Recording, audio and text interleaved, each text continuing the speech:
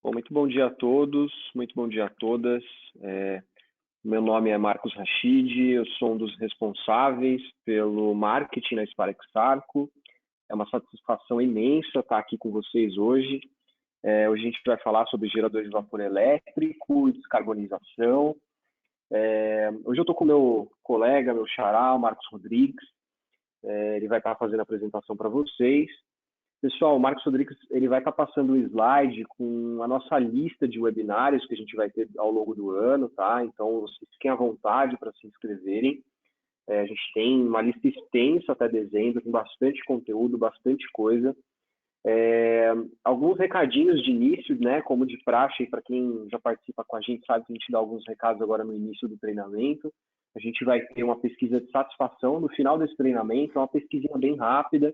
A gente só pergunta para vocês qual que é o nível de satisfação de vocês, se vocês têm alguma dúvida, também é um espaço, né, para vocês estarem tirando dúvidas, perguntando alguma coisa aí que vocês tenham necessidade de saber. Então, usem esse espaço aí para estar tirando a dúvida de vocês, para estar fazendo algum questionamento, para estar fazendo alguma solicitação, né? Às vezes a fábrica, a planta de vocês está precisando de alguma coisa, e essa pesquisa é um lugar onde vocês têm espaço aí de estar escrevendo e estar dando aí as considerações de vocês, tá? A gente atrela essa pesquisa com um certificado, então todos aqueles que participarem dessa pesquisa, que responderem a pesquisinha rapidinha, 2, 3 minutos vocês respondem, a gente está mandando por e-mail para você, um e-mail para vocês com esse certificado de participação, tá? A gente manda esse certificado em até 7 dias. Então, pessoal, eu vou estar aqui. Caso vocês tenham alguma dúvida também, fiquem à vontade para estar utilizando o campo de perguntas e questionamentos aqui no nosso menu. E eu vou estar abrindo meu microfone, fazendo a pergunta para o Marcos Rodrigues, e a gente vai estar fazendo essa dinâmica aí, tá? Normalmente a gente separa 5, 10 minutinhos ao final para estar respondendo as perguntas de vocês, tá bom? Então, Marcos, fique à vontade aí e um bom treinamento a todos. Muito bom dia, uma satisfação enorme estarmos aqui abordando um tema que para a Sparex Arco é tão estratégico, tão importante, e agradeço a presença de todos. Como o Rachid comentou, logicamente, a gente sempre se pronuncia e fique à vontade para perguntar, me interromper. Eu adoro ser interrompido, gente. O nosso tema ele é extremamente atual, é algo que a gente vai estar falando hoje. Temos aí essa relação de webinários, vocês vão encontrar no LinkedIn, colocar webinários da Sparex Arco, deve aparecer, mas eu vou deixar aqui para quem se interessar, né?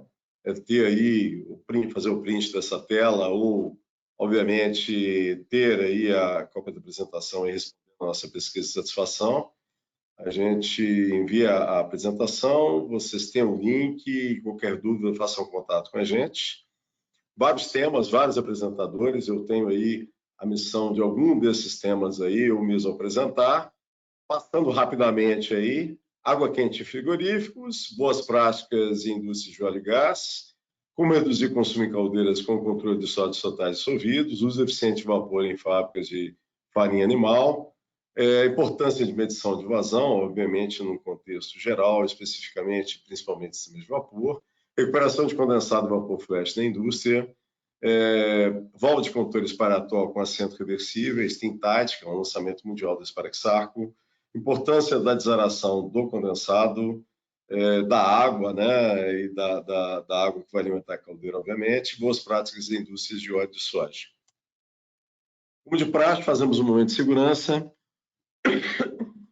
Hoje eu vou abordar o tema apneia. É um tema que eu desconhecia. Eu tive uma pessoa da família diagnosticada com apneia grave, e a apneia, obviamente, é a condição clínica no qual existem obstruções repetidas na garganta, obviamente durante o sono. Isso leva a baixa oxigenação do cérebro, algumas perturbações mentais e alguns efeitos colaterais, né? Então, 26% dos motoristas de caminhão, segundo esse site da SBPMI, de bola, P de pato, T de tudo, Sociedade Brasileira de Pneumologia e Tisiologia, que eu não conhecia, fiquei conhecendo recentemente, tem a fonte aí, o link. Além de 32,8% da população geral tinha apneia de sono, uma pesquisa foi feita aqui em São Paulo. O diagnóstico ele é baseado no exame clínico e teste, obviamente, registro de sono. Você vai para uma clínica, fica lá, passa uma noite e aí você tem o diagnóstico. Tem tratamento, tem a parte de máscaras específicas e sistemas para, logicamente, você fazer a redução dessa apneia ou a eliminação da apneia, segundo eu tive pesquisando. Mas fica aqui o recado, porque atinge alguns médicos que eu tive a oportunidade de conversar, pelo menos 3 médicos que me falaram, alguns falaram em 30%, alguns falaram em quase 40% da população tem apneia. Então, já me motivou a evoluir, porque já tenho uma pessoa da família, eu vou, obviamente, avançar na verificação se eu tenho esse tipo de diagnóstico. Okay? Então, fica aqui a mensagem. Alguns acidentes são provocados, não só em caminhões, em carros, em veículos, por pequenos cochilos e muitas vezes aqueles cochilos que a pessoa não percebe que vai cochilar. Isso aí se torna grave, ok? Então, fica aí o recado, é o nosso momento de segurança, a Spirax Sarco tentando cada vez mais avançando em questões de segurança, saúde e bem-estar, não só dos seus colaboradores, mas também de todos os stakeholders, todas as pessoas, empresas, fornecedores, clientes, parceiros autorizadas de assistência técnica, ou seja, todo mundo que tem relação com a gente. Bem, por que gerar vapor com eletricidade? Esse tema é um tema bastante interessante, porque ele não deixa de ser bastante polêmico. Houve um tempo no passado, não sei se é de conhecimento de todos, que nós tínhamos excesso de geração de energia elétrica, foi bem lá no governo militar, onde se investiu bastante em hidrelétricas, na própria Itaipu, e tinha-se um consumo baixo, e se chegou até a fomentar caldeiras elétricas de consumo até elevado nas mais diversas empresas. Esse momento foi, obviamente, superado, o país cresceu bastante, evoluiu, o consumo de energia elétrica nas residências é alto. Nós, da área de energia, brincamos, né, que o Brasil é um dos poucos países que tem chuveiro elétrico, né, que é algo que, obviamente, a gente tem aí várias soluções aí de você usar o sol para aquecer a água e, obviamente, você realmente economizar a energia elétrica do chuveiro, né? No nosso caso, a visão atual é uma visão bastante revolucionária, uma visão nova. É uma visão porque nós precisamos descarbonizar. E descarbonização na visão de que existem caldeiras de todos os tamanhos emitindo CO2 devido à queima de combustível fóssil. Quer seja diesel, quer seja CO2, quer seja, quer seja gás liquefeito de petróleo, chamado GLP, quer seja gás natural, quer seja óleo combustível. Então, essa visão nossa é uma visão que bate com a visão de muitos países do mundo, que a gente entende que isso vai começar a chegar aqui no Brasil. Tem a visão nossa de boiler weekend, que é exata da questão daquela pequena caldeira ou uma caldeira um pouco maior, de 1, 2, 5 toneladas, que é ligada no final de semana para pequenos consumos, né? O chamado boiler weekend. Baixa demanda no final de semana, baixa demanda à noite. E também a questão de pontos de consumo de vapor distantes dos equipamentos que consomem vapor de alta demanda, né? Então, isso existe em grandes instalações, pontos de consumo a 300, 400, 500, 1 quilômetro de distância, dentro do próprio site, que tem a necessidade de consumir vapor. E aí, muitas vezes, fica uma tubulação que vai consumir vapor por condensação e que, muitas vezes, nós temos aí oportunidades de reduzir consumo de vapor, de eliminar geração de vapor vindo de combustíveis fósseis e, com isso, ter o objetivo que é a descarbonização. Esse tema descarbonização ele já está bastante avançado em algumas empresas, não só porque algumas empresas a nível mundial fizeram compromissos em função dessas reuniões, né, das COPs aí que a gente ouve falar, onde há compromissos. E aí eu listei aqui empresas, gente, que são grandes empresas, que têm dimensão muitas vezes mundial, e que nos seus sites, logicamente, já estão já há bastante tempo com esses programas. Com certeza, tem muitas outras empresas que estão desenvolvendo isso, e eu peço desculpas, porque aqui eu citei algumas empresas, né? Algumas dessas empresas são nossos clientes, mas independente de qualquer relação com a Spar-Exarco, aqui a visão é algumas empresas que tenham essa visão de sustentabilidade mais na prática, ou seja, já estão tomando medidas bastante avançadas, bastante ousadas, investindo dinheiro em descarbonizar. E a ideia, esse slide, esse croquis não é da Spar-Exarco, eu tirei isso também da internet, tá? Que eu confesso, me desculpe aí a fonte, eu acabei não colocando a fonte, mas é de domínio público isso. Os benefícios da descarbonização. Agrega valor aos negócios, melhora a imagem da empresa, contribui para o desenvolvimento econômico de setores sustentáveis, como o que eu vou mencionar aqui, né? A questão de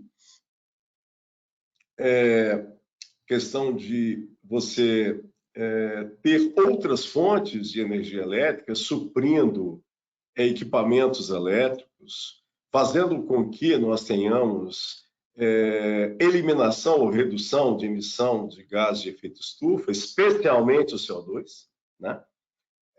A empresa também tem a contribuição com a sociedade e o meio ambiente, os custos, se obviamente nós temos a expectativa e agora temos a realidade com o momento que a gente está passando a nível mundial, né? Essa guerra na Ucrânia, ninguém sabe quanto tempo que isso vai levar e ninguém sabe o que vai acontecer com o preço do petróleo nos próximos meses, nos próximos anos.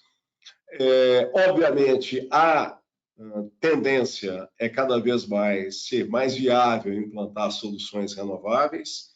Consequentemente, o custo da energia elétrica gerada pelas fontes renováveis, quer seja solar fotovoltaica, quer seja por eólica, quer seja por hidrogênio, quer seja por qualquer outro tipo que surja em função dessa viabilidade agora, que esse cenário de alto custo de combustíveis fósseis faz com que todo mundo se movimente em alternativas, né?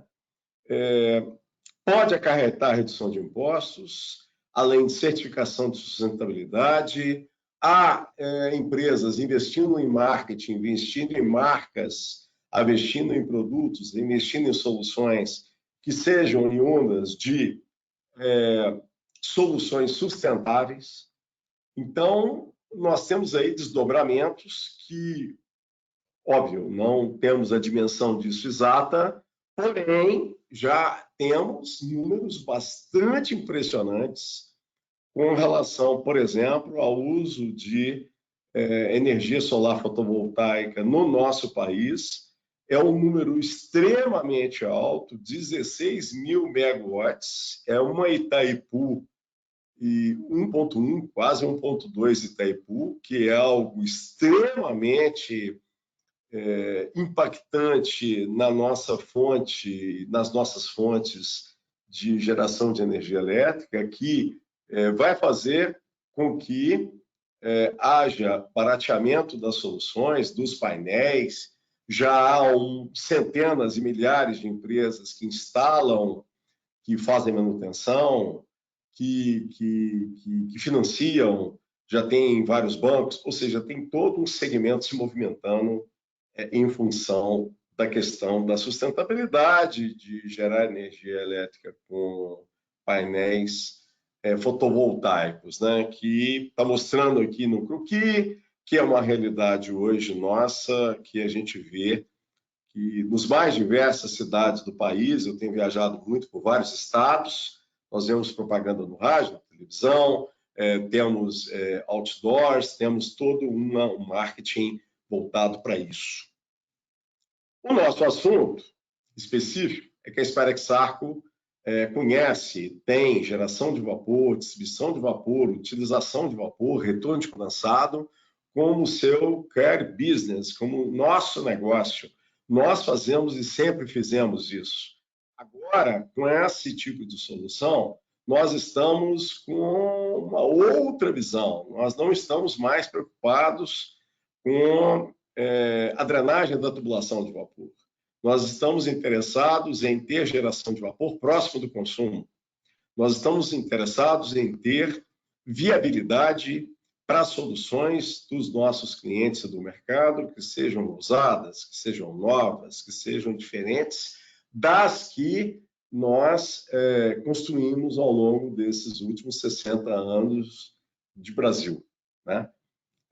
Percebam que quando uma caldeira opera abaixo de 30%, e esse número de 30% eu tenho conversado com muitos fabricantes de caldeira, eu estava num curso semana passada em Ribeirão Preto e oportunamente tinha um fabricante de caldeira, um colaborador de um fabricante, um grande fabricante de caldeira nacional, e que ele me confirmou mais uma vez, mas eu já confirmei isso com mais de 10 fabricantes de caldeira.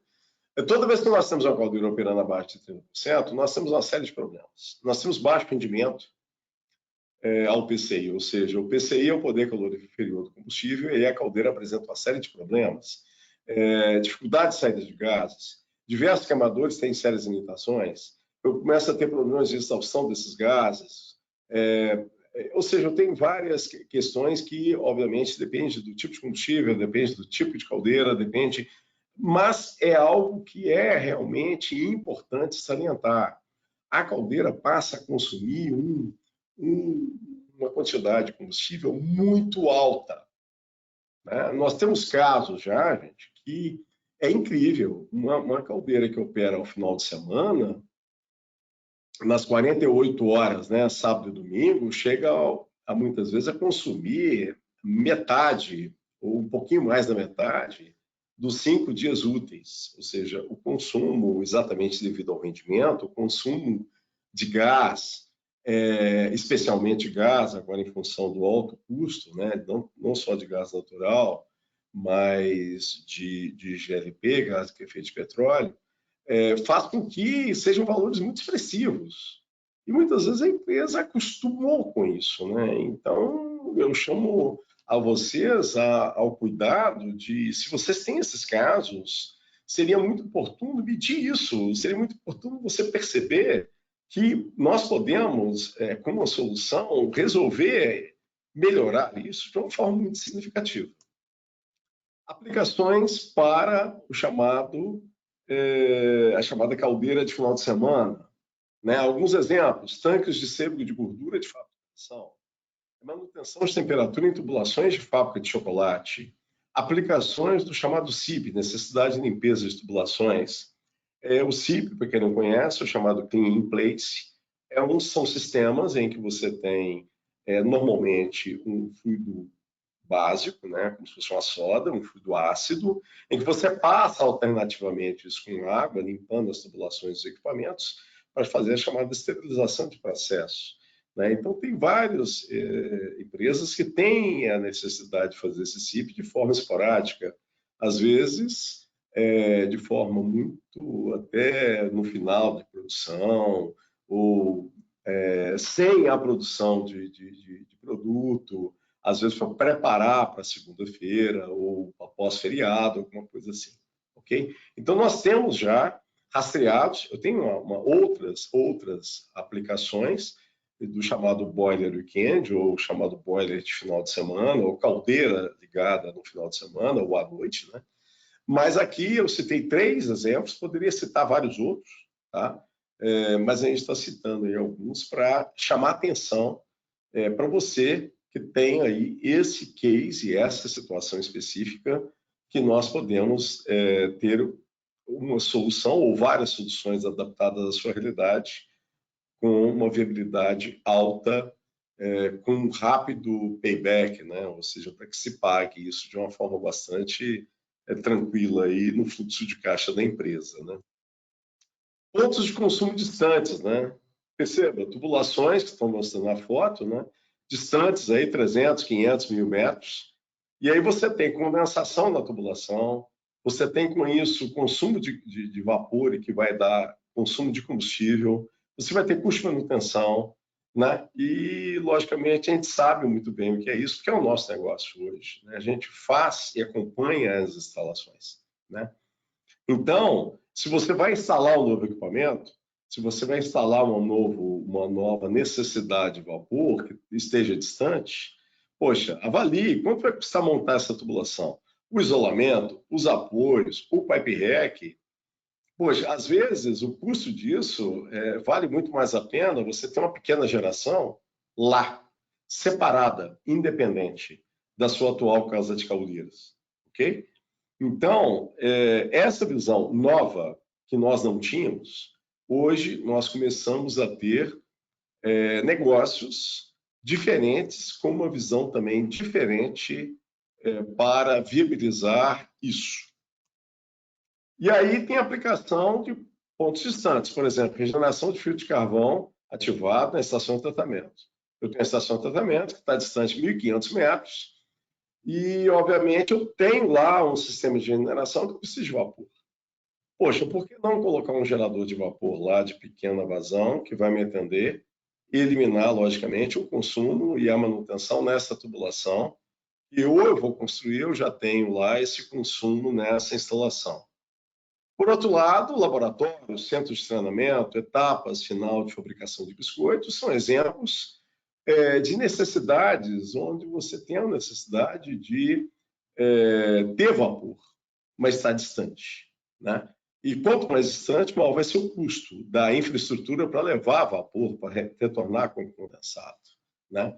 Tem um aspecto da NR13, não sei se todo mundo conhece, é a norma regulamentadora 13, e regulamenta a utilização, a aquisição, inspeção, operação de caldeiras, vasos de pressão, tubulações e tubulações relacionadas, obviamente, a caldeiras e a vasos de pressão, bem como tanques de armazenamento de fluidos perigosos. A NR13 ela foi revista recentemente, saiu a nova versão. Como eu estou mencionando aqui em destaque aqui nessa janela, tem a portaria 1846 de 1º de julho de 2022, e que lá menciona que esta norma regulamentadora não se aplica a caldeiras com volume inferior a 100 litros. E mais, conforme o artigo 12 da portaria, essa portaria entra em vigor em 1º de novembro de 2022, desse ano. Resumo, se eu tiver um equipamento que gera e acumula vapor, que a princípio seria caldeira, porém, se ele tiver menos de 100 litros, ele está fora da NR13, e ele estando fora da NR13 não necessita de casa de caldeira, não necessita de operador treinado, não necessita de inspeções anuais, não necessita de projeto de instalação. Ou seja, é um equipamento que gera vapor, mas não necessita de todos esses itens que eu citei. Com isso, ele pode ser instalado próximo do ponto de consumo. Se ele está próximo do ponto de consumo, não tem a condensação na tubulação, aquela condensação que eu mencionei, que é pequena, mas para grandes distâncias faz diferença, né? Pode representar 100, 200, 300 kWh, que ao longo do ano representa muitas toneladas de vapor. Então, aqui é uma tabela com os modelos dos equipamentos nossos, mostrando que tem um determinado modelo, né, alguns modelos, e que tem um modelo específico que gera em torno de uma vazão de 93 kg por hora, que está enquadrado como... não está enquadrado como caldeira, porque tem um volume de menos de 100 litros. Nós temos vários outros equipamentos que aí são enquadrados como caldeira, geram energia elétrica e obviamente, já teria que ter casa de caldeira, teria que ter um operador, teria que ter inspeção NR13 a princípio todo ano. Se a pressão de operação for até 20 kg por centímetro quadrado, é a chamada caldeira categoria B de bola para NR13, né? Então, ou seja, pegando essa visão aí, nós temos vários casos, né, onde a gente poderia aplicar um pequeno gerador de vapor, que, como eu mencionei na tabela anterior, gera de 8 a 246 kg por hora, a pressão de 0 a 9,3 bar, com um consumo de energia equivalente, proporcional, obviamente, à geração de vapor em vazão, de 6 a 180 kW. Não é uma potência alta, são equipamentos de alta eficiência, com voltagem disponível de 208, 240 e 480 volts, fabricados conforme o código ASME seção 1, né, de geradores de caldeira, com os acessórios todos que uma caldeira possui, né, controle de nível, controle de pressão, todos os sistemas. E, obviamente, aprofundando mais na especificação técnica, vem com todos os acessórios, além de ter resistências especiais em coanel que se adaptam a várias qualidades de água, podendo, obviamente, ser aplicado aí de forma indiscriminada nas mais diversas aplicações por conta disso, né? Temos aí também a questão de um tanque de condensado acoplado, com aproveitamento de vapor de evaporação, painel de controle específico para esse tipo de solução, com a conversão de emissão de CO2 evitado, podendo acoplar geração de energia solar, que a gente vai mostrar, fotovoltaica, ou seja, né, podendo um painel específico mandar sinal para centrais, né, supervisórias, ou seja, com sistemas à distância. Nós estamos adaptando essa solução para a nossa realidade, buscando, como comentei com vocês, uma solução sustentável, uma solução simples, algo que seja próximo ao ponto de consumo, algo que seja bastante modular, algo que seja bastante viável em termos de custo também, tá? Pegando um caso real, uma fábrica de chocolate, uma caldeira de 2 toneladas por hora, a GNL, gás natural liquefeito, o preço de GNL de 5,15 metros cúbicos, o custo é R$ 455,60 a tonelada de vapor, o consumo de GNL da caldeira no final de semana, 1.800 metros cúbicos, como eu mencionei, né? Se você quiser saber o volume horário de consumo, é pegar isso aí e dividir pelas 47 horas, exatamente 47 horas, e aí você vai ter que ver o consumo, e é um consumo relativamente pequeno de gás, mas pegando o consumo de gás, sem entrar no mérito nem da vazão, nem da eficiência da caldeira, para saber qual a vazão em quilos por hora que ela está gerando, mas pegando o consumo médio de GNL no final de semana, vezes 52 finais de semana, nós chegamos a R$ 482 mil ano, que é um valor bastante expressivo de final de semana, com baixo consumo de vapor, em que nós temos, obviamente, uma viabilidade bastante interessante, porque aqui nós não estamos falando exatamente que nós vamos ter o mesmo consumo de vapor. Por quê?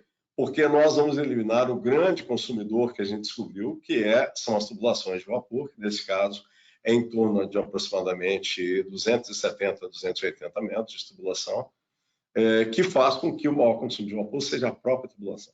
Então, sem entrar nos detalhes, mas só mostrando para vocês que tem algumas viabilidades, que aqui no nosso país nós temos essas oportunidades que muitas vezes ficam escondidas em função de termos um sistema, de termos acostumado de pagar combustível, etc. Acho que de alguma pergunta? Marcão, ainda não. Excelente, vamos tocando então. Benefícios. Bom, o benefício, gente, é exatamente a questão da descarbonização. Reduzir a pegada de CO2, ou seja, a emissão de CO2, ou eliminar essa emissão de CO2. Tem alguns clientes, algumas aplicações que a gente vai conseguir eliminar a queima de combustível fóssil, vai eliminar a emissão de combustível de CO2 desses desse combustível fóssil queimado na caldeira, né? Ou seja, na hora que eu tenho geração de energia, energia com vapor, energia térmica, né? Ou seja, vapor saturado, com energia elétrica, eu não emito gases. Então, o que acontece? Eu tenho uma eficiência mais alta, porque eu não perco lá 20%, 25%, que é normalmente que é perdido, de 15% a 25% eu perco pela chaminé, né? Eu tenho melhor custo operacional, eu não preciso de casa de caldeira, eu tenho disponibilidade de vapor 24 horas, 7 dias por semana, eu tenho a possibilidade de ter um sistema próximo do ponto de consumo, do ponto de uso.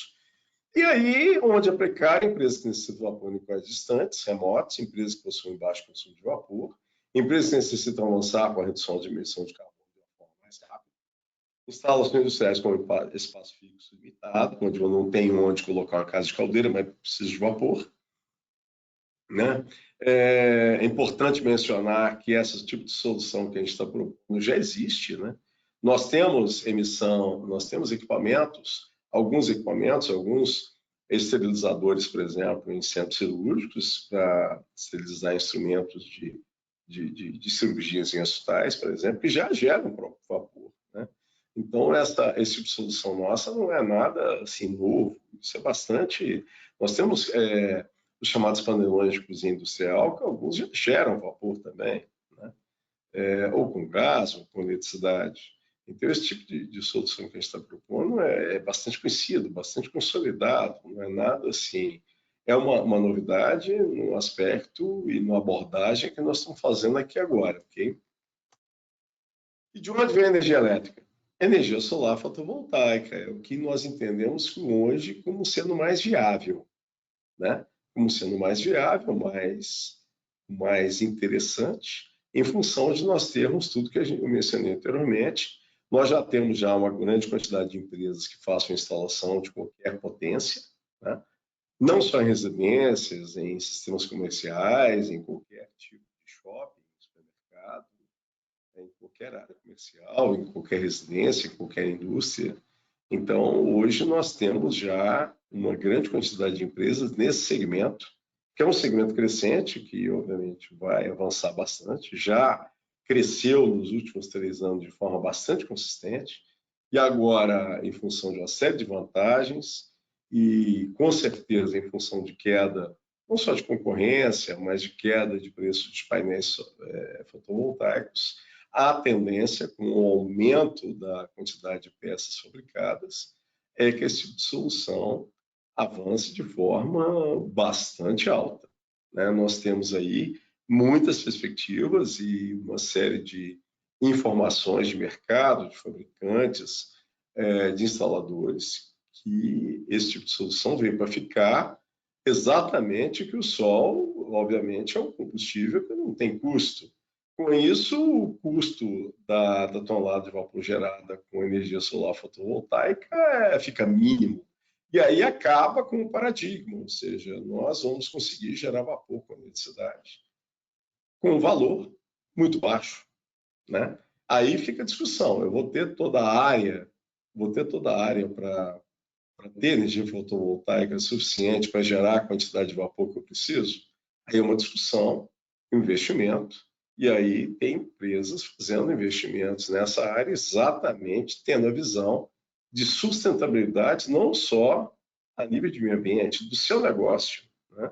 De você parar de depender de um fornecedor de gás, que o preço oscila em função de questões, que é uma commodity, em função de questões de consumo, em função de questões geopolíticas, como que a gente está passando agora. Uma guerra fez com que o preço do gás aumentasse muito, nos impactasse de forma muito forte. O que está acontecendo na Europa, o que está acontecendo nos Estados Unidos, o que está acontecendo no mundo inteiro, né? Alguma pergunta, Rachid? E Marcão, apareceu uma pergunta aqui do Roberto. Qual que é o consumo comparativo de energia elétrica para essa aplicação de fim de semana? O consumo, Roberto, é um consumo que a gente tem que ver cada caso, porque o consumo de energia Ou seja, aquela caldeira que eu falei para você, né? Aquela caldeira lá, com aquele valor no final de semana, tá? Que está consumindo 1.800 metros cúbicos de gás, se eu transformar isso em energia, em quilocal, em quilojoule, melhor em quilojoule, porque obviamente quilojoule por segundo é quilowatt térmico, na hora que eu pego esse quilowatt térmico e converto, por exemplo, eu vou reduzir em 20%, pelo menos, por exemplo, se a eficiência da caldeira, se eu estiver perdendo 20% pela chaminé da caldeira.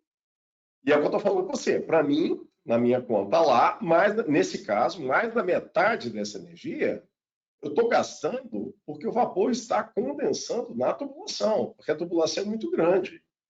Então, eu posso te falar que nesse caso aqui, por conta, eu tiro 20%, eu fico com 80%. E aí, eu caí pela metade. Então, eu caí mais 50%. Então, 80 menos 50, eu vou ficar com 30% só da energia que eu vou ter de eletricidade. Então, esse case aqui é um case muito interessante, é um case muito específico, porque, obviamente, nós descobrimos que os equipamentos, infelizmente, estão instalados muito distantes, em torno, como eu mencionei, 270, 280 metros, uma tubulação de 4 polegadas, onde você tem uma condensação muito expressiva. Não é muito expressiva em termos de tonelada de vapor, mas dá quase 200 km por hora, né? Nesses 300, quase 300 metros, né? Então, com isso, ou seja, cada trecho de 30 metros é algo como 20, 22 km por hora. Né? Na hora que a gente pega 300 e multiplica isso por 10, né? Eu vou ter em torno de 220 km por hora condensando na tubulação. E muitas vezes isso é a metade do que eu estou consumindo lá. Na hora que eu coloco os geradores próximos, ou seja, de energia, eu vou consumir 30%. Até, obviamente, justifica, porque a empresa tem uma área lá de cobertura, de telhado, né, muito grande, e, obviamente, eles estão querendo colocar energia solar fotovoltaica porque não querem aumentar a demanda de consumo elétrico para esse caso.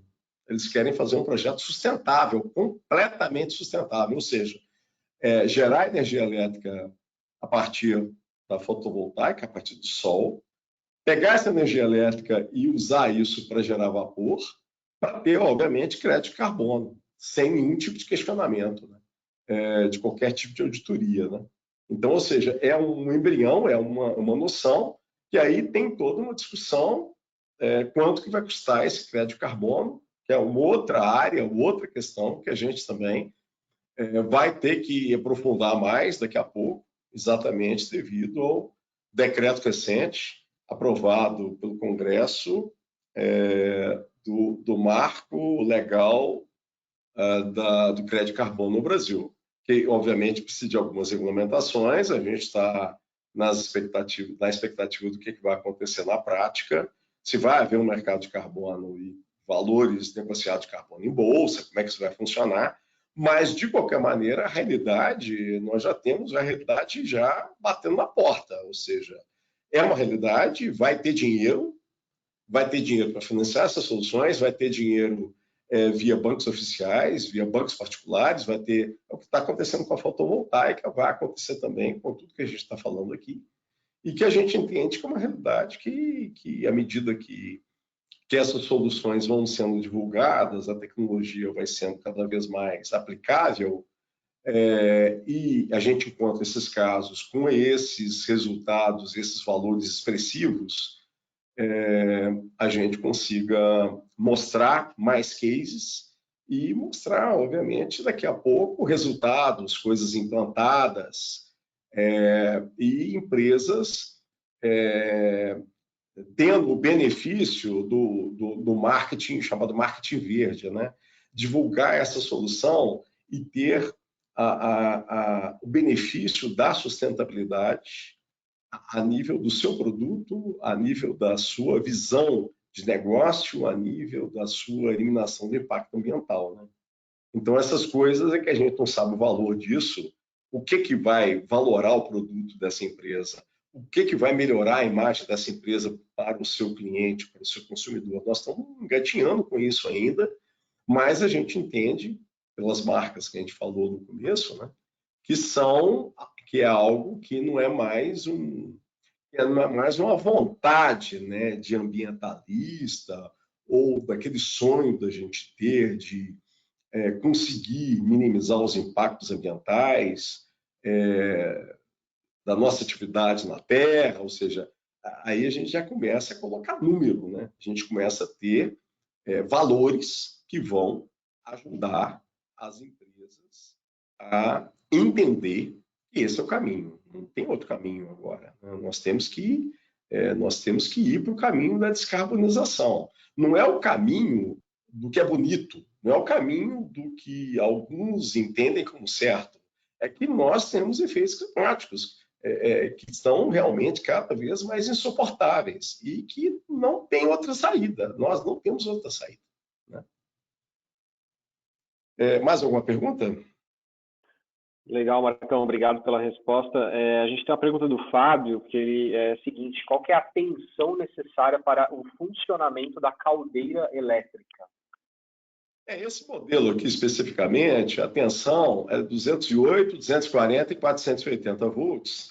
Aqui no Brasil, normalmente, eu estou falando trifásico, e é o que normalmente a gente considera muito usado aqui para nós, né? Nós temos 220, aqui está pedindo 240, nós temos 480, muitas vezes o pessoal tem também 380, então, ou seja, são coisas que a gente tem. Mas que a gente pode também, ao longo do tempo, desenvolver voltagens específicas para o nosso mercado. Como a gente está começando aqui agora, nós já estamos partindo de projetos já consolidados, né?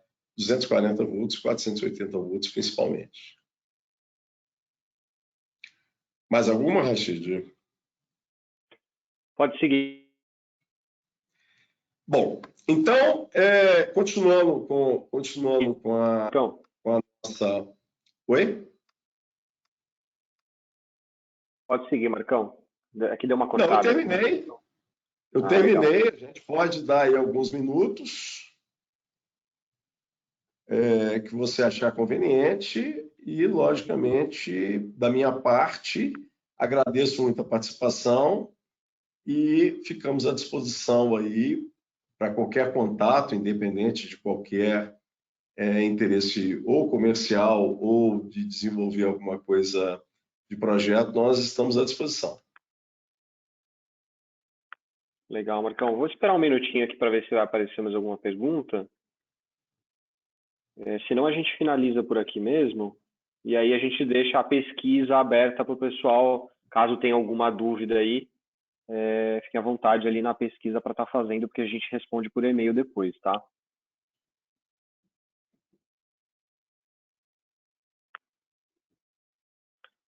Então, o Fábio fez mais uma pergunta aqui. Por uma tensão de 240 volts, qual seria a corrente? Bom, a corrente vai estar diretamente ligada, Fábio, com relação à geração de vapor, né?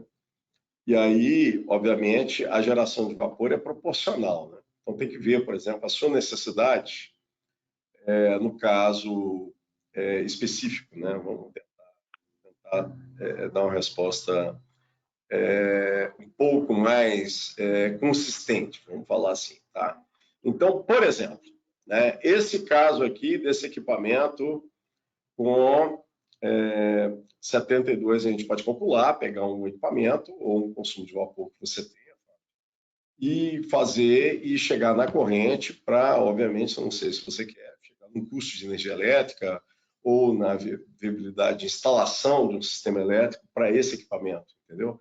Então, assim, aí você me deixaria isso, por gentileza, eu olharia isso detalhadamente, especificamente em cima de uma realidade tua, tá? Qual que é ou a gente poderia fazer, por exemplo, esse equipamento aqui no máximo, 93 km por hora, que ele vai ter a 240 volts, vai ter tal amperagem, que você vai precisar de tal dessa voltagem, né? Dessa voltagem específica com relação a esse equipamento, tá? E com isso, a gente tem custo de energia elétrica, imagino que seja essa a tua demanda ou sua necessidade, né? De saber qual que é como é que eu tenho que alimentar o painel elétrico desse equipamento, qual que é o consumo de energia, qual que é a potência que ele vai me consumir, no máximo, no mínimo, e óbvio que isso está proporcionalmente ligado à geração de vapor, a quantos quilos por hora que o equipamento vai gerar. Mas a gente pode fazer simulações em função de um determinado número que você deseja, ok? Aí você deixaria o seu e-mail com a gente, Fábio, por gentileza, e a gente responde, ok? Basicamente é isso. Uma pergunta não necessariamente sobre o conteúdo do webinário, mas a pergunta do André é uma boa pergunta também, se a Sparexarco ela trabalha com representantes. Na verdade, André, nós temos toda uma equipe direta de vendas, nós temos toda uma atuação no mercado com parceiros que distribuem os nossos equipamentos, nós temos assistências técnicas autorizadas, ok? E obviamente, são coisas que a gente, por exemplo, para determinadas soluções, são questões que a gente pode vir estudar, não é a nossa realidade hoje, em função da gente ter equipe própria de negócios, ok? Mas deixa, logicamente, o seu contato, a gente gosta de ter contato com todas as pessoas e todas as empresas do mercado e podemos avaliar e conversar. De repente você tem um projeto, você tem uma ideia, você tem um conceito, você quer desenvolver algo e a gente se interessa por empresas e pessoas que queiram desenvolver algo com as nossas soluções, né? Nós temos alguns casos de empresas que queiram desenvolver solução com os nossos, ou seja, queiram ter as nossas soluções e nós temos formas específicas de tratar cada assunto, ok?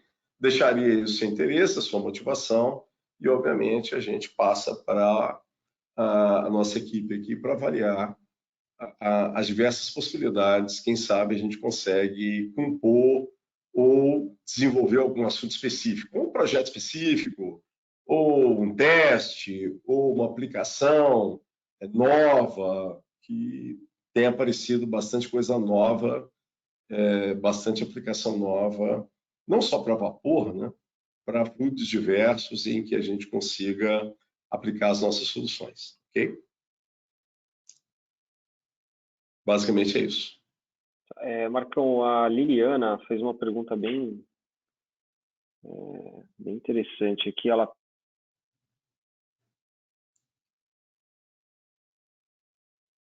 pergunta qual que é a pressão de vapor gerado nessas caldeiras elétricas? Esse modelo aqui, isso que a gente definiu inicialmente, até 9,3 bar. Okay? Acontece que, dependendo da pressão e da necessidade, nós temos, obviamente, possibilidade de verificar se existem equipamentos elétricos para atender a essa necessidade, ok?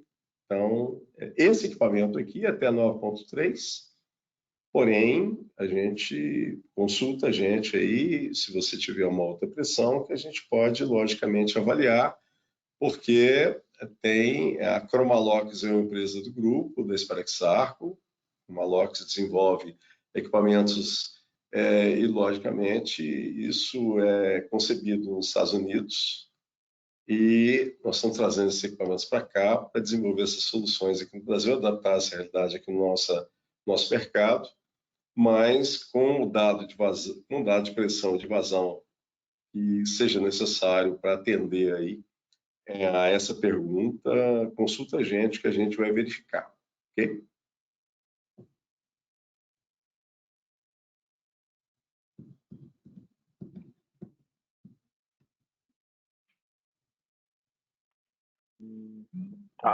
Marcão, o Daniel pergunta o seguinte, há algum equipamento produzido pela Sparexarco para realizar inertização de tanques de inflamáveis utilizando vapor? Nós temos aplicação aplicação essa parte de inertização normalmente se aplica, é muito comum se aplicar nitrogênio, ok? Porque o nitrogênio ele não vai condensar, não vai se misturar com o produto, nem nada. Por outro lado, por exemplo, se você quer esterilizar já é com vapor, né? Então, ou seja, tanque, normalmente, você, por exemplo, quer tirar os gases daquele tanque, porque você vai fazer um serviço de soldagem do tanque, aquele tanque está com combustível. Eu estou aqui uma hipótese, tá? Para quem perguntou aí. E aí você, logicamente, ou enche ele de água, ou vai encher ele com nitrogênio ou com ar comprimido, vai analisar lá se você tirou todo o gás, não tem jeito, por saídas, por amostragem, né?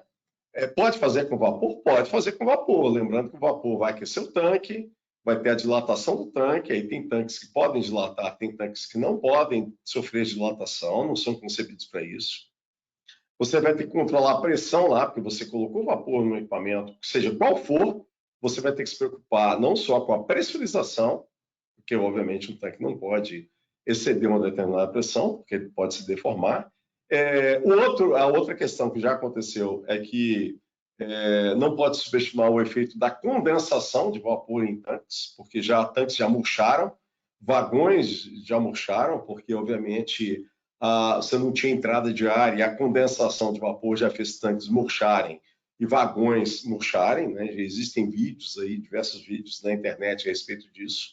Então, por isso é que é perigoso utilizar vapor para tancagem, ok? Para inertização, para eliminação de gases de processo, porque você tem dificuldade de controlar a pressurização, você tem dificuldade de controlar a condensação, que condensação é pior porque você não consegue controlar mesmo, né? Troca calor, choveu, ventou, condensa de uma hora e o tanque murcha, porque condensa tudo de uma vez.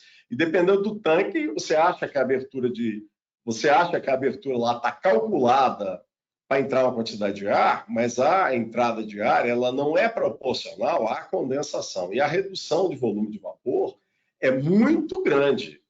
Não sei se é de conhecimento de todos, mas 1 quilo de vapor na pressão atmosférica ocupa 1,725 metros cúbicos, ou seja, 1.725 litros é 1 quilo de vapor. Então, você pega 100 quilos de vapor, você vai ter um tanque de 172 metros cúbicos. Imagina você colocar 100 quilos de vapor lá, aí dá um ventinho e condensa instantâneo, murcha o tanque. É por isso que normalmente tem que tomar muito cuidado. Quanto maior for o equipamento, para você utilizar vapor, não só por questões de pressurização, como eu falei, mas também questões de, principalmente nesse caso, com relação a quebra-vácuo. Mas eu tenho meu tanque lá para quebra-vácuo. Mas o quebra-vácuo do tanque normalmente é calculado para as bombas que tiram o líquido do tanque. Não é para condensar aquele volume todo de uma vez, o que acontece com o vapor, percebe? Então é por isso que normalmente se toma muito cuidado e não se injeta vapor em tanques. Mais alguma pergunta? Marcão, você comentou que a gente tem uma empresa do grupo, né, a Chromalox, e ela fabrica esses produtos, né? Com relação à assistência local, comissionamento, startup, como é que funciona? Aqui no Brasil a gente tem esse suporte? Temos, atualmente, os profissionais da Chromalox ficam aqui junto com a gente em Cotia, aqui no Brasil.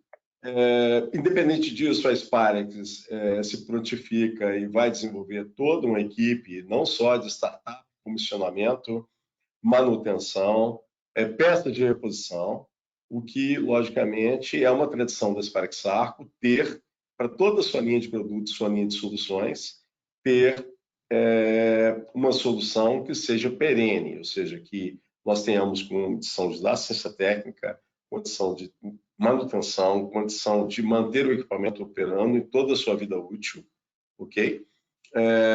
E é algo que nós temos a pretensão de desenvolver. É isso. Legal, Marcão. Acho que é isso, por hoje é isso. Não estou vendo mais nenhuma pergunta aqui. Agradeço aí a participação de todo mundo, agradeço todas as suas explanações e respostas aí. A gente teve, no finalzinho, acabamos tendo várias perguntas, né? Então, agradeço a resposta de todas. Pessoal, caso surja mais alguma dúvida, utilizem a nossa pesquisa, tá? Lá é um espaço para a gente poder estar respondendo vocês também. E quem estiver respondendo para a gente vai estar também enviando um certificado de participação para todo mundo, tá?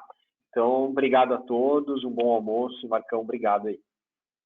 Agradeço bastante, mais uma vez, a participação de todos e o interesse, né, a motivação, e estamos à disposição. Muito obrigado, então.